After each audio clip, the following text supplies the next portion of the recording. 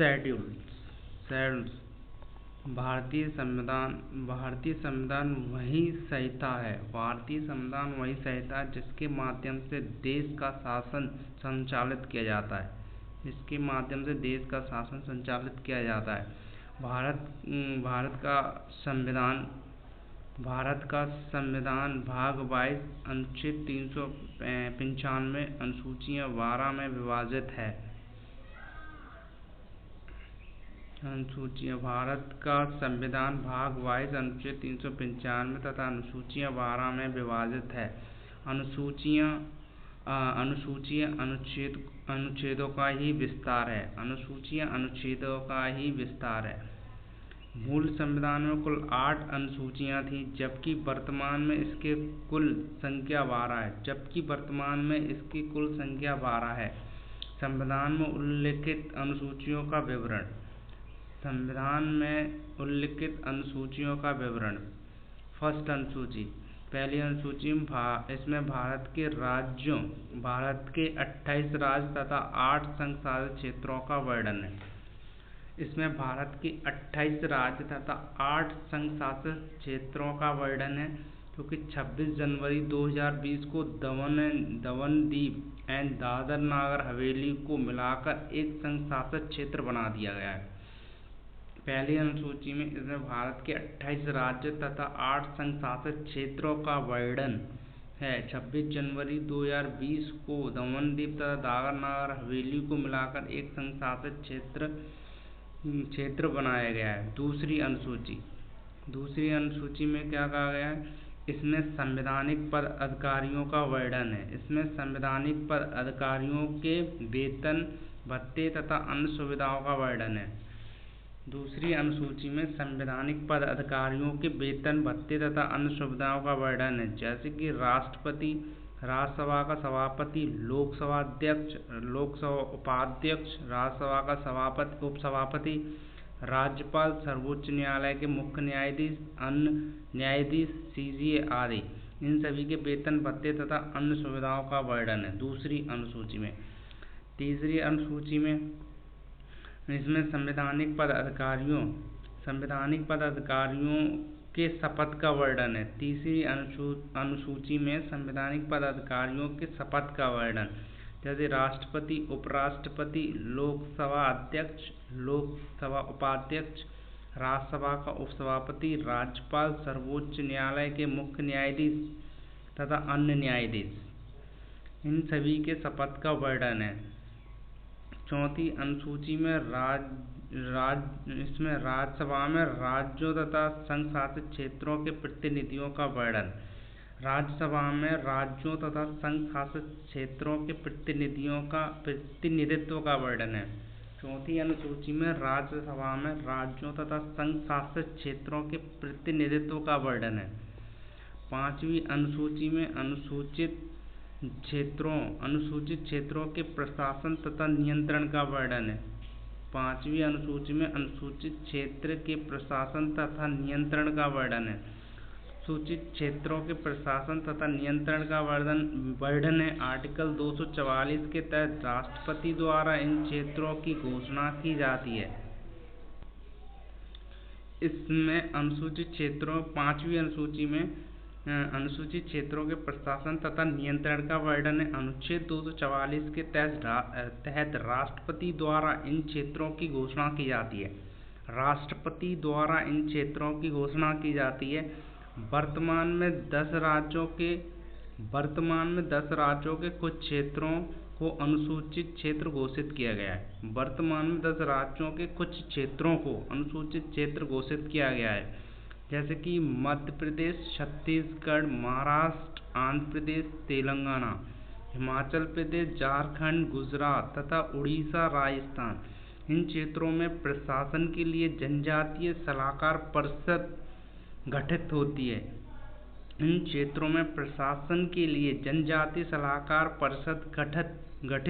है। जो कि सदस्य संख्या 20 है, जो राज्यपाल को उसके कार्यों में सहायता प्रदान करती है।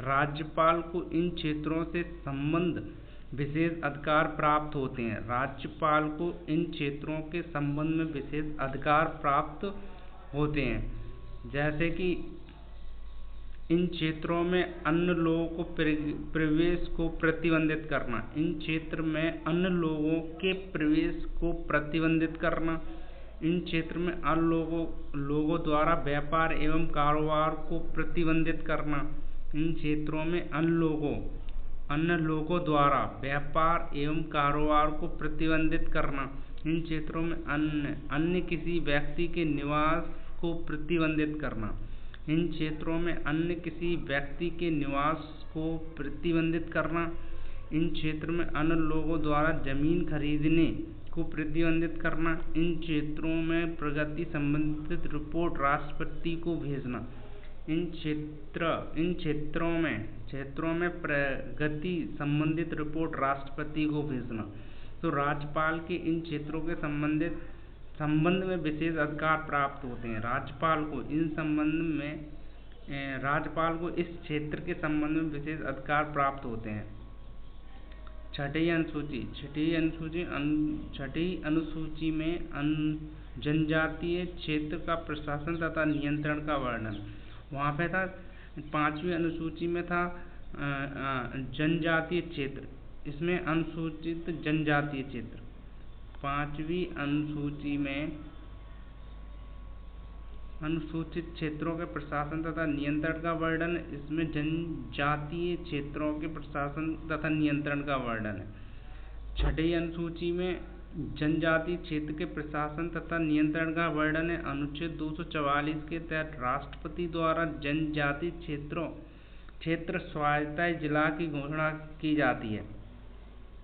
राष्ट्रपति द्वारा जनजातीय क्षेत्र स्वायत्त जिले की घोषणा की जाती है। वर्तमान में इसके अंतर्गत 4 राज्यों के 10 क्षेत्र शामिल हैं। वर्तमान में इसके अंतर्गत 4 राज्यों के 10 क्षेत्र शामिल हैं: असम, मेघालय, मिजोरम, त्रिपुरा। इन क्षेत्रों में प्रशासन के लिए जिला एवं प्रादेशिक परिषद गठित की जाती है।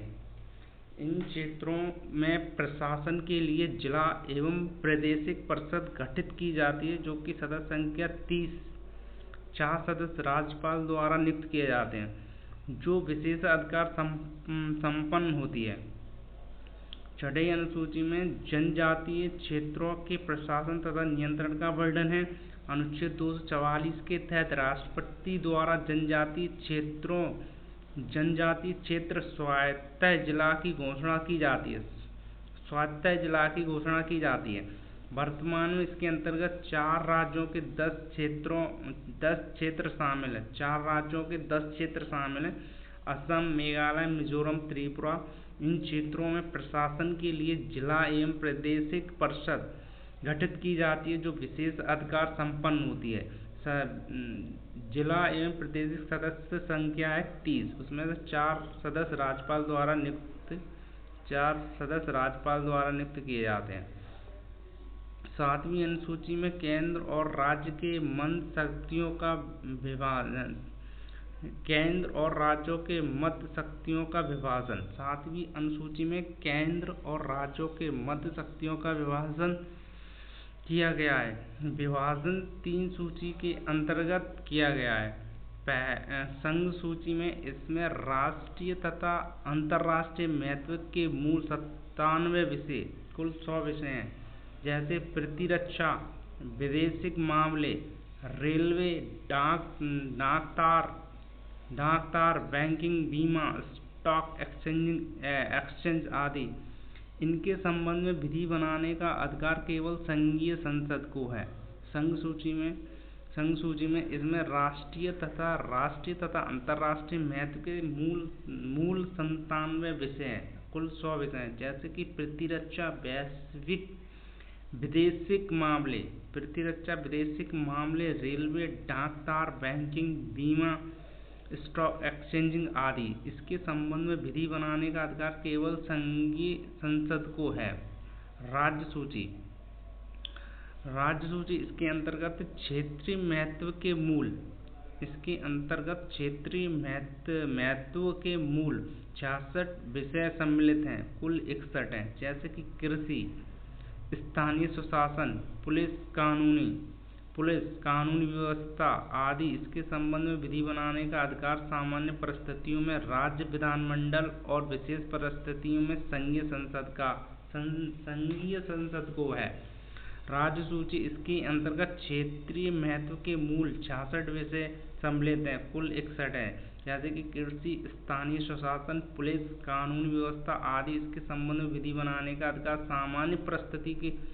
सामान्य परिस्थिति में राज्य विधानमंडल को और विशेष परिस्थितियों में संघीय संसद को है। इन 5 परिस्थितियों में संघीय संसद राज्य सूची के विषय पर कानून बना सकती है। इन 5 परिस्थितियों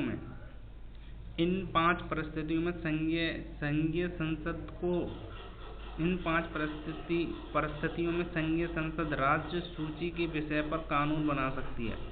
ए में राज्यसभा द्वारा राज्य सूची किसी विषय को राष्ट्रीय महत्व का घोषित करना है, अनुच्छेद 249 में।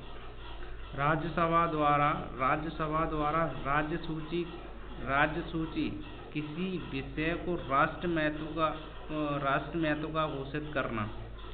2 या 2 से अधिक राज्यों द्वारा संसद को राज्य सूची के विषय पर कानून बनाने के लिए कहने पर आर्टिकल 252।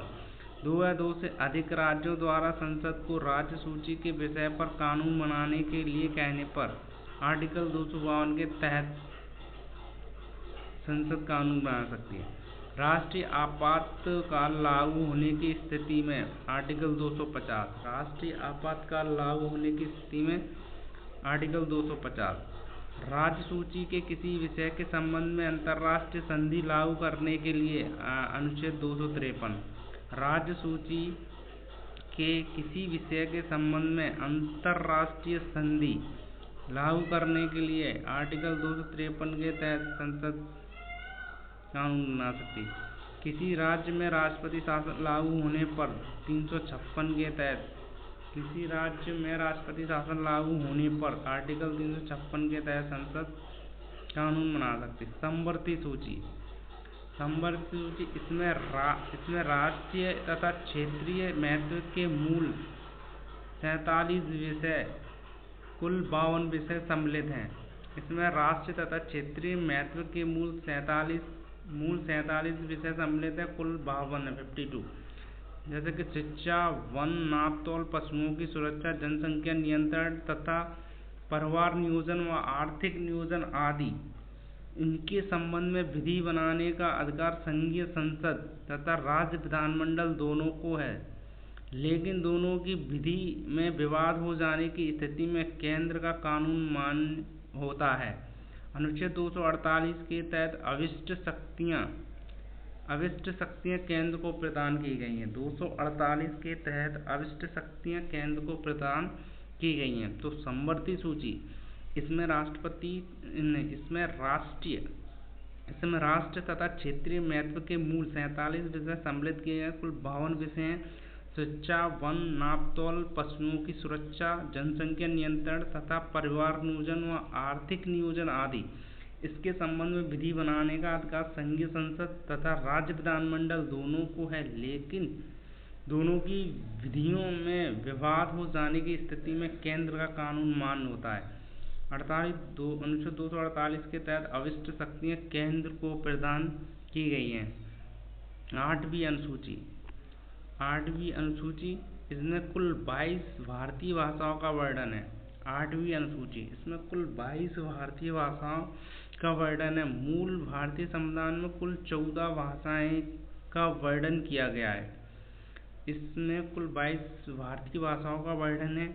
मूल भारतीय संविधान में कुल 14 भाषाओं का वर्णन किया गया है।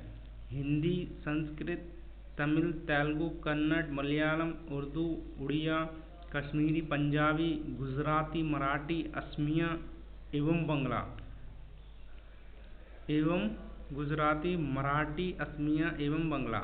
21वें संविधान संशोधन 1967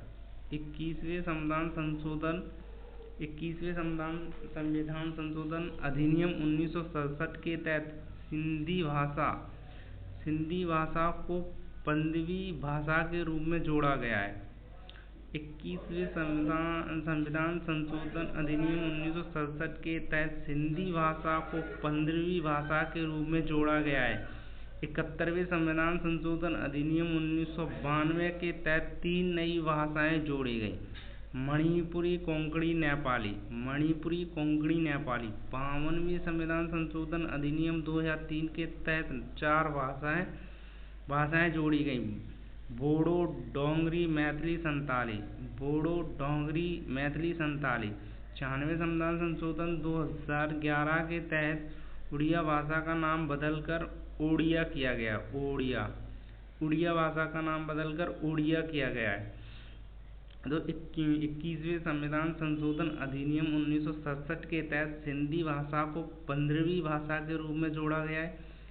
71वें संविधान संशोधन अधिनियम 1992 के तहत 3 नई भाषाएं जोड़ी गई हैं: मणिपुरी कोंकणी नेपाली। 92वें संविधान संशोधन अधिनियम 2003 के तहत 4 नई भाषाएं जोड़ी गई हैं।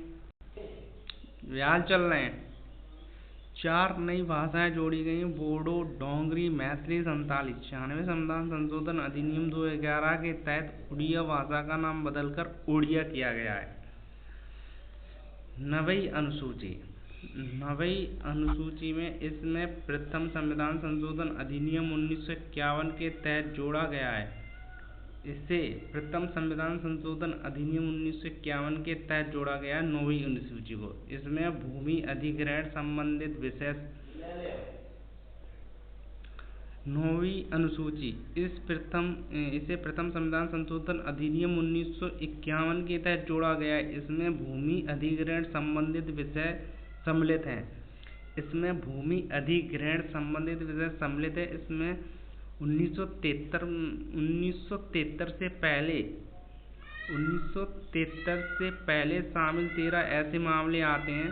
1973 से पहले शामिल 13 ऐसे मामले आते हैं जो न्यायालय के क्षेत्र अधिकार से बाहर हैं।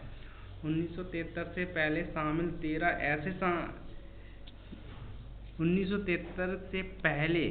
शामिल 13 ऐसे मामले आते हैं जो न्यायालय क्षेत्र अधिकार से बाहर हैं। वर्तमान में कुल 284 मामले हैं। 284 IR कोहिलू बनाम तमिलनाडु राज्य 2007 इसी से संबंधित है। IR कोहिलू बनाम तमिलनाडु राज्य 2007 इसी से संबंधित है। 10वीं अनुसूची 52वें संविधान संशोधन अधिनियम 1985 52वें संविधान संशोधन अधिनियम 1985 के तहत जोड़ा गया है। 10वीं जो अनुसूची वो किसके तहत जोड़ी गई है? वो 52वें संविधान संशोधन अधिनियम 1985 के तहत 10वीं अनुसूची को जोड़ा गया है। इसमें दल बदल संबंधित कानून का प्रावधान है। दल बदल संबंधित कानून का वर्णन है। इसके अंतर्गत यदि किसी दल से उसकी कुल सदस्य संख्या 1/3 सदस्य से कम सदस्य अलग होते हैं तो उनकी संसद राज्य विधानमंडल की सदस्यता समाप्त हो जाती है। 52वें संविधान संशोधन अधिनियम 1985 के तहत जोड़ा गया है। इसमें दल बदल संबंधित कानून का वर्णन है। इसके अंतर्गत यदि किसी दल से उसकी कुल सदस्य संख्या 1/3 सदस्य से कम सदस्य अलग होते हैं, 1/3 सदस्यों से कम होते हैं, यदि किसी दल से उसकी कुल सदस्य संख्या के 1/3 सदस्यों से कम सदस्य अलग होते हैं तो उसकी संसद तथा राज्य विधानमंडल की सदस्यता समाप्त हो जाती है। लेकिन 91वें संविधान संशोधन 2003 91वें संविधान संशोधन अधिनियम 2003 के तहत दल बदल कानून में संशोधन करके 1/3 के नियम को समाप्त कर दिया गया है। 2/3 का नियम लागू किया गया है। पूरे दल के विलय को मान्यता दी गई है। 91वें संविधान संशोधन अधिनियम 2003 के तहत दल बदल कानून में संशोधन करते हुए 1/3 के नियम को समाप्त कर दिया गया है और 2/3 के नियम लागू किया गया है और पूरे दल के विलय को मान्यता दी गई है। 11वीं अनुसूची 73वें संविधान संशोधन अधिनियम 1992 के तहत जोड़ा गया है। 73वें संविधान संशोधन अधिनियम 1992 के तहत 11वीं अनुसूची जोड़ी गई है। पंचायती राज व्यवस्था का वर्णन है। इसमें पंचायती राज व्यवस्था का वर्णन है। 12वीं अनुसूची 74वें संविधान संशोधन अधिनियम 1992 के तहत जोड़ा गया है। 12वीं जो अनुसूची है वो 74वें संविधान संशोधन अधिनियम 1992 के तहत जोड़ा गया है। इसमें नगरीय निकाय का वर्णन है। नगरीय निकाय का वर्णन है। इस प्रकार अनुसूची भारतीय संविधान को विस्तृत रूप से समझने में सहायक है और यह भारतीय संविधान के भाग तथा अनुच्छेदों का पूरक है। इस प्रकार अनुसूचियां भारतीय संविधान को विस्तृत रूप से समझने में सहायक हैं और यही भारतीय संविधान के भाग तथा अनुच्छेदों के पूरक हैं।